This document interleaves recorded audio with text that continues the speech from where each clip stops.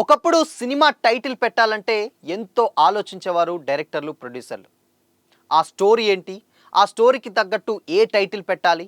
జనాల్లోకి ఎలా తీసుకెళ్ళాలి అని కూడా ఆలోచించేవారు. బట్ ఇప్పుడు ట్రెండ్ మారింది. సోషల్ మీడియాలో వైరల్‌గా మారినటువంటి పదాలని, డైలాగ్స్‌ని, సాంగ్స్‌ని ఇవన్నీ కూడా ఆ సినిమాలో భాగం చేస్తున్నారు. అది టైటిల్ విషయంలో కావచ్చు, లేదంటే సాంగ్స్ విషయంలో కావచ్చు, లేదంటే డైలాగ్స్ ఆర్ పదాలు ఏదైనా కానీ సినిమాలకు లింక్ చేస్తున్నారు. ఇలా బాలకృష్ణ గారి సినిమాల నుంచి మహేష్ బాబు గారి సినిమాల వరకు కూడా ఇదే ఆనవాయితీ కొనసాగుతుంది. అవేంటో తెలుసుకుందాం.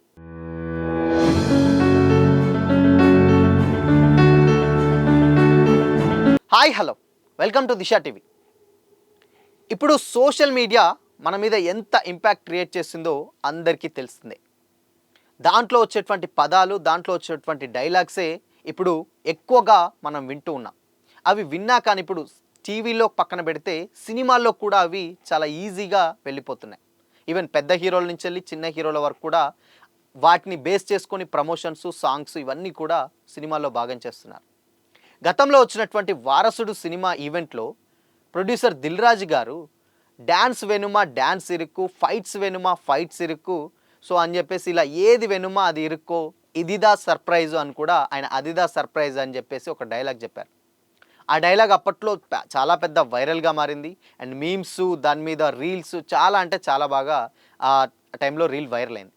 దాన్నే ఇప్పుడు రోబిన్ హుడ్ సినిమాలో, నితిన్ గారి సినిమాలో దాంట్లో ఒక ఐటమ్ సాంగ్కి కూడా ఆ పదాన్ని దాంట్లో బేస్ చేసుకొని అదిదా సర్ప్రైజు లాంటి సాంగ్ కూడా రావడం జరిగింది. ఇక దాంతో పక్కన పెడితే సో కేసీపీడి అనగానే అంటే అప్పట్లో ఒక 8వ తరగతి పిల్లోడు ఎవరో పెద్దగా ఆయన బేసిక్గా చాలా అంటే చాలా చిన్న పిల్లోడు, అలాంటి ఒక పిల్లోడు చాలా బూతులు మాట్లాడినటువంటి సందర్భాలు కూడా చూసాం. బట్ దాన్ని కేసీపీడిగా మార్చి కూడా పెట్టడం జరిగింది. గాడ్ ఫాదర్ ట్రైలర్ రిలీజ్ అయినటువంటి టైంలో కూడా హీరో సత్యదేవ్ గారు దాన్ని ట్వీట్ చేస్తూ కేసీపీడి అని కూడా పోస్ట్ చేశారు.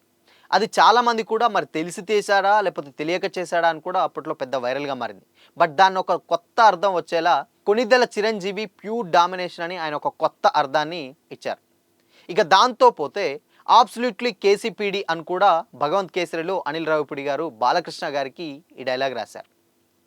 సో అప్పుడు కూడా దాని మీద ఏంటి ఇలాంటి డైలాగ్స్ రాశారు ఫ్యామిలీ మూవీలో అని కూడా కొంచెం ట్రోల్స్ అయితే ఎదుర్కోవడం జరిగింది. బట్ దాన్ని అనిల్ రావిపూడి గారు ఏదేమైనా కానీ ఇది కేసరి చిచ్చా పండుగ దావత్ అని కూడా ఆయన కేసీపీడిని దానికి కన్వర్ట్ చేయడం జరిగింది. సో అయితే రీసెంట్గా టైంలో అంటే 2024లో వచ్చినటువంటి గుంటూరు కారం సినిమాలో వచ్చినటువంటి కేసీపీడి సాంగ్ కూడా చాలా అంటే చాలా వైరల్గా మారింది.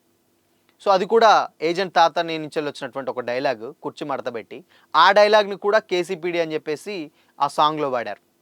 సో ఇలా చిన్న హీరోల నుంచి వెళ్ళి పెద్ద హీరోల వరకు కూడా చాలా అంటే చాలా ఎక్కువగా ఈ బూత్ పదాలు ఏవైతే ఉన్నాయో అవి సోషల్ మీడియా వేదికని ఎక్కువగా వైరల్ అయినటువంటి తీసుకొచ్చి ఇక్కడ సినిమాల్లో అయితే పెట్టడం జరుగుతుంది. అయితే రీసెంట్గా వచ్చినటువంటి సీజ్ ద షిప్ అంటే పవన్ కళ్యాణ్ గారిది చాలా అంటే చాలా వైరల్గా మారింది ఆ వీడియో.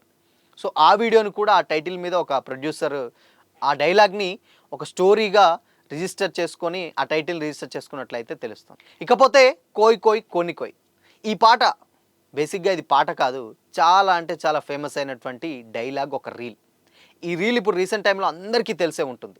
సో గురువారప్ప గారని ఆయన ఒక ఫాస్టర్, ఆయన చెప్పినటువంటి డైలాగే సోషల్ మీడియాలో మొన్నటి వరకు మారు మోగిందనే చెప్పాలి.